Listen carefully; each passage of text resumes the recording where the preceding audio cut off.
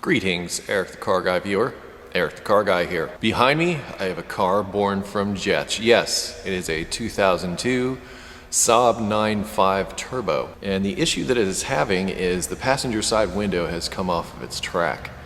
And it came in the other day, and I took a look at it, and I made the determination that these little plastic green things that go on the window regulator are the issue. One of them had actually broken. The motor and regulator assembly is good, so all we need to replace is these actually rather inexpensive little parts. But I'm getting kind of a late start today because the only place that I could acquire them is from the dealer. They're really not that expensive. Both of these I think were like 20 bucks. We're just going to take apart the passenger side door panel, replace these, and see if that completes our repair.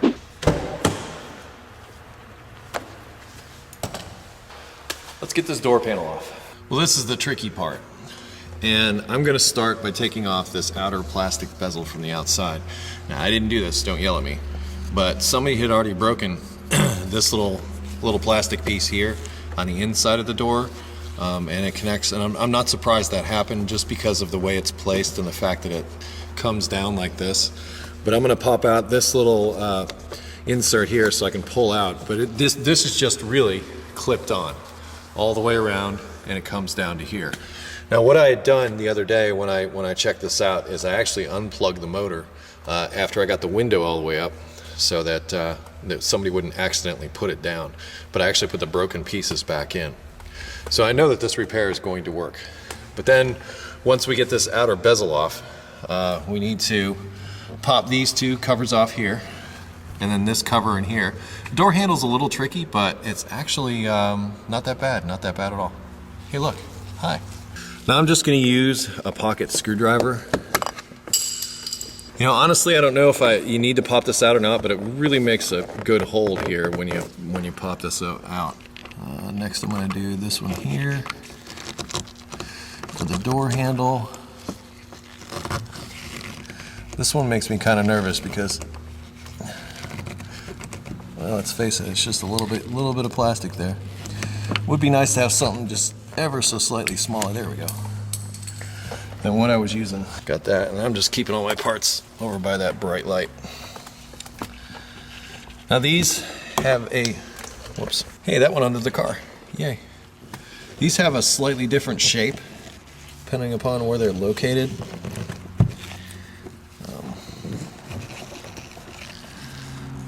I'm going to show you the side-by-side here in a second as soon as I dig that one out from underneath the car. Okay, see how this one here that goes up in the top part has a slightly different shape.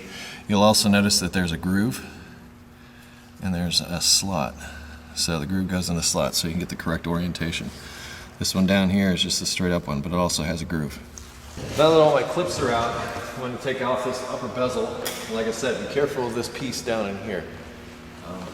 You might start by taking that out. They're just clipped in. Just gently pull out.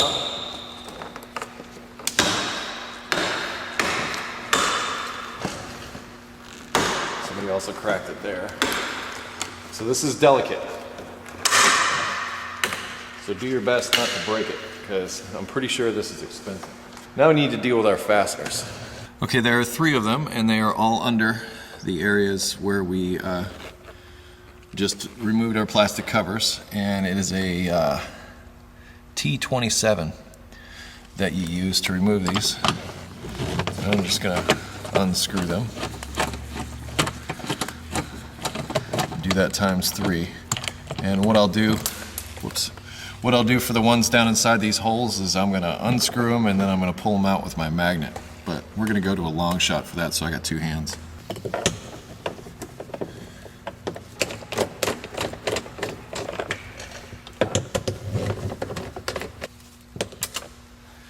Just taking those right out. And now, it's time to remove this inner door panel. But first, we're going to have to get the door handle off. Okay, and to take the door handle off, it really, once you unscrew it, just kind of comes out and pulls out like that.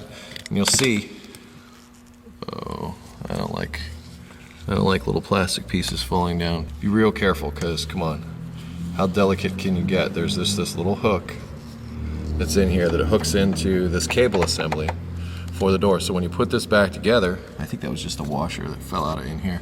But when you put this back together, you have to make sure that that hook sits down inside that groove. But that's what you're working against when you pull this out. So pull straight out.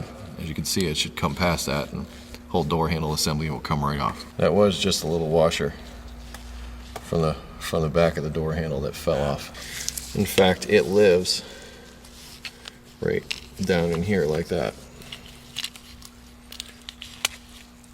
So that's where that goes, from the outside. Now let's take this door panel off. And to do that, simply it's clipped on from the bottom, so you want to unclip it all the way around. And then, once again, then we want to push up so that we get past the door lock assembly here.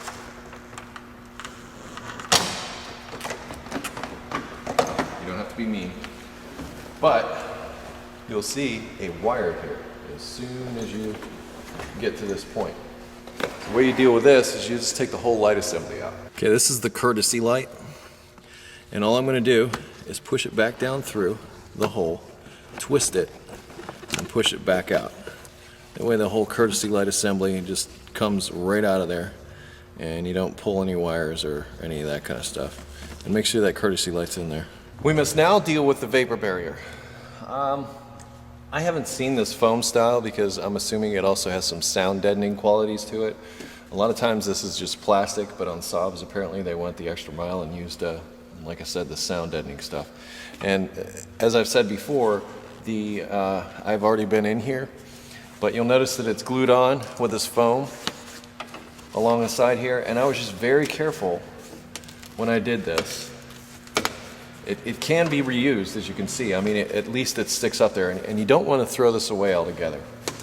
So just very gently go around and remove, or just peel back the vapor barrier. You don't have to get it all the way off. Really, you just need the inside of this big hole down here. And I also need access back in here to the switch. Let me show you what I did to disable it. All right, now here's the motor assembly, and it looks like, unfortunately, they've taken a page from the Americans and riveted the thing in. But this is all part of the motor regulator assembly. And I'm gonna need to get the window down into this area so that I can take it off of its track and get it out of here so I can reinstall those plastic clips that we need to install. That's nice to have this big open area to work in. But be careful, because a lot of this metal in here is sharp and can hurt you. But this is the connector for the motor. And I'm just going to push it back on like that. And as I did, you'll notice this little red thing came back down, but to unclip this, you just sort of pull that out. All I had to do to reestablish the connection was to push it in. There we go. So just push up on that clip to push up on that red part in order to reestablish that connection. Now our motor's connected again, and we can turn on the ignition and lower the window till the regulator stops in this area. So ignition, yes, it's a Saab. Just turn it to the on position and push the window switch.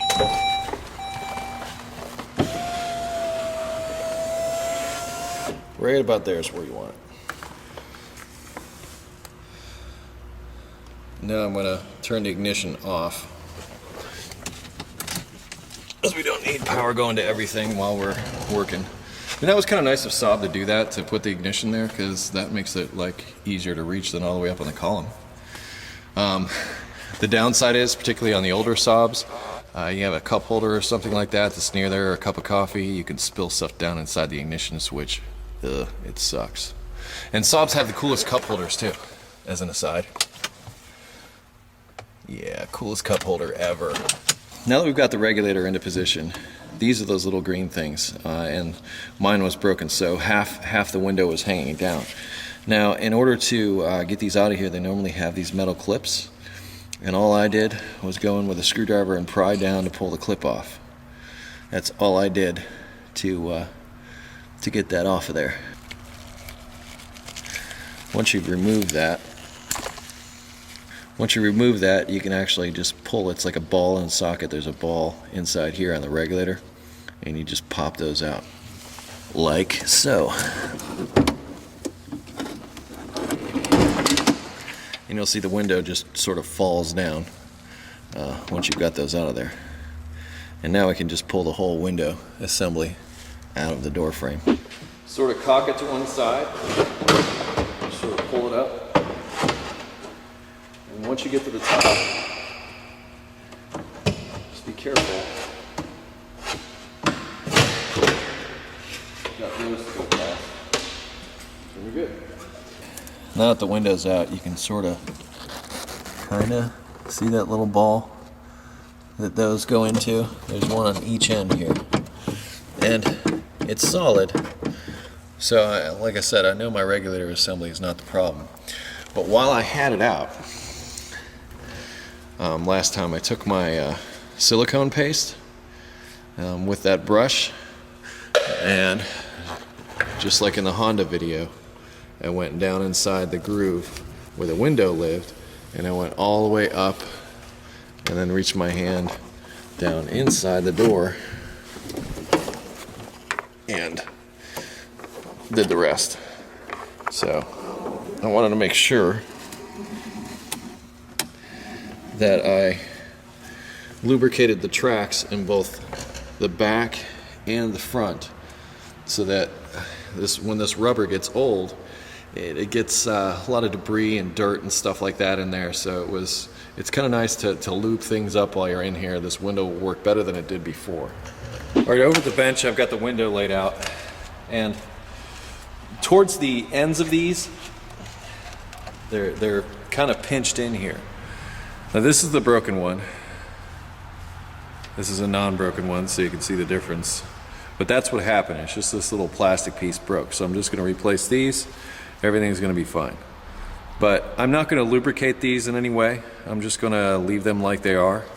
But I'm going to put these in without. They come with new metal clips. I'm taking the metal clips out and I'm putting them in without them. And I know this side's not broken, but I'm already here. Why not do both? So again, I'll just pry this out. Stick this in here. The same on the other side. I know it's too easy, but now that we have our rings, just need to go over and get our window back down in the car. Just want to slide it down in.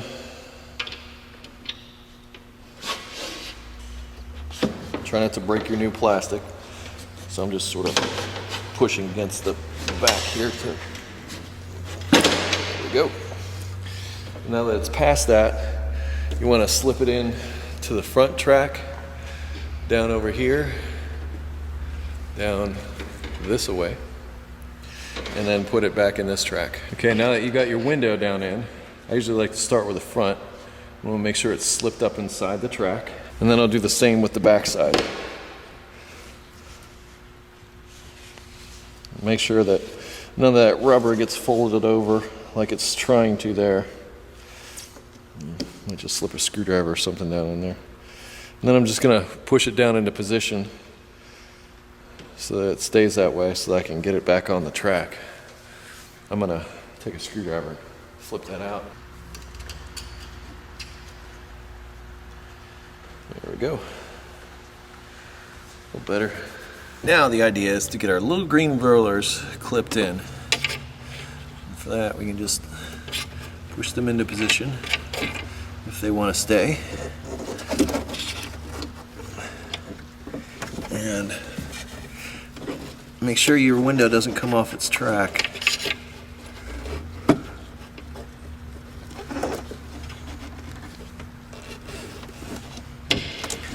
And once you get into the position, just push it together.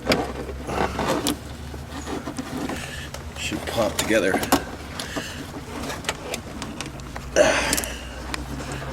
Should.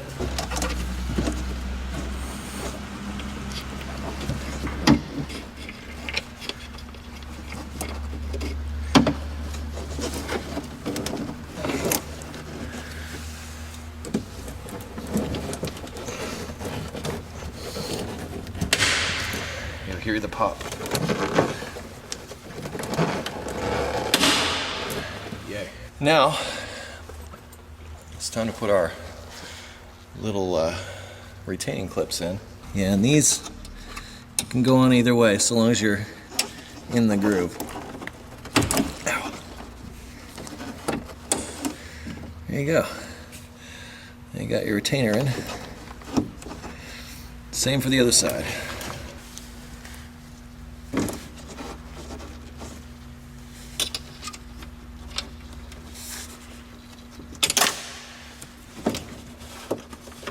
I'm going to raise this window up a little bit so I have better access.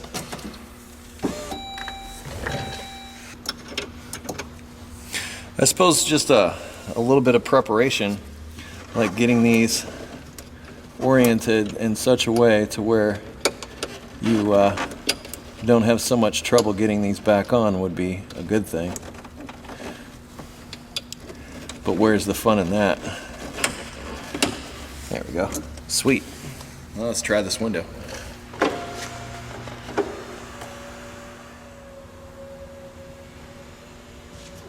Now that the window's up, take a good look. Make sure it's all seated in to all the rubber everywhere, and that there's no rubber that's rolled up or pinched or anything like that. And like on this one, if it's good, it's time to put that vapor barrier back on and get that inner door panel hooked up. We're also going to make sure we wash the window, because we're professional. I'll start by putting a vapor barrier back in place, get my courtesy light, slip it through the slot, sort of push this back up into place. Door panel next, and we'll do our courtesy light in just the same way that we did when we took it out, but in this case we'll just push it back down through the hole and then back up through after we twist it around. The black connector goes towards this black piece here, if that matters to you. And then you just clip that in place. It's really quite simple. That was the stuff inside the door pocket. It came out real easy when I turned this upside down. So yeah, just slip that courtesy light back up into place. Make sure you get your door lock back up through the slot there. And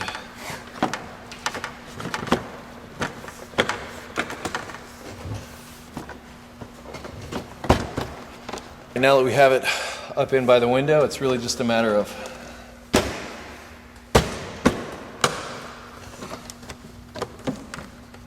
pushing everything back into place.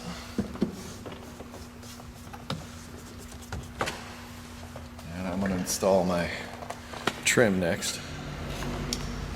And you'll notice, like these little tabs, they fit down inside the lower trim on this. So slide these two together.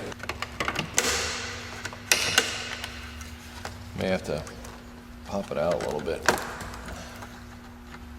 Slide them together and then push them in.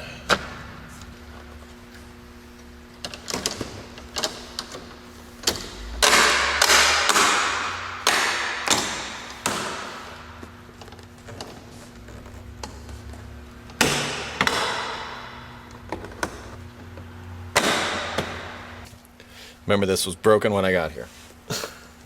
I know, I can hear the comments now. Sure it was, Eric.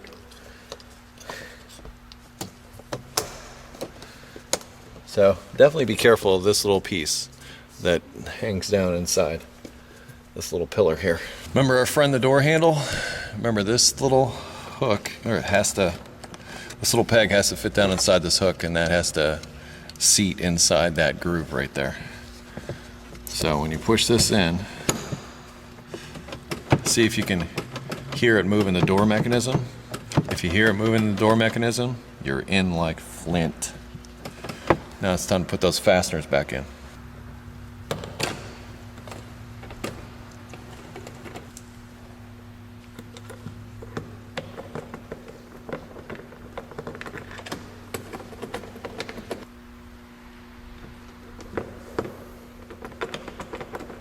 Our little covers are next. Remember, there's a flat one and a curved one. The flat one goes in the lower part, Remember, there's a slot and a groove.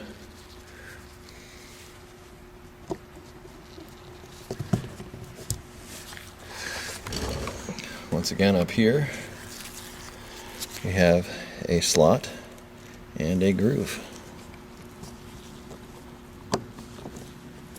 This one doesn't so much have, well, this has got the slots and the grooves are down in here.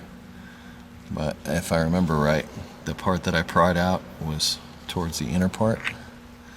So, let's push that into place.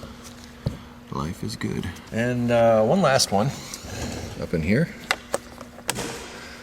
And that's that. I always like to check them again one more time. You know, like I said, I'm gonna go around, hit that with some glass cleaner and clean up that window, get all my little yucky fingerprints off the outside of it. Pretty simple, inexpensive repair. If you find your window comes off of its track, you can pull apart the inner door panel and get a look inside and see if you got the same thing with the broken plastic. If you do, this is what you do. Fairly straightforward, I think. Anyway, I am Eric the Car Guy. You can always visit me at EricTheCarGuy.com, or you can find me on Facebook and Twitter. Links are on my webpage over at EricTheCarGuy.com, and if you have car questions, you can post those questions either to the Eric the Car Guy forum or ask the all-seeing, all-knowing search function. Type in a few keywords there and see what you get. Until next time, be safe, have fun, and stay dirty. Made from jets.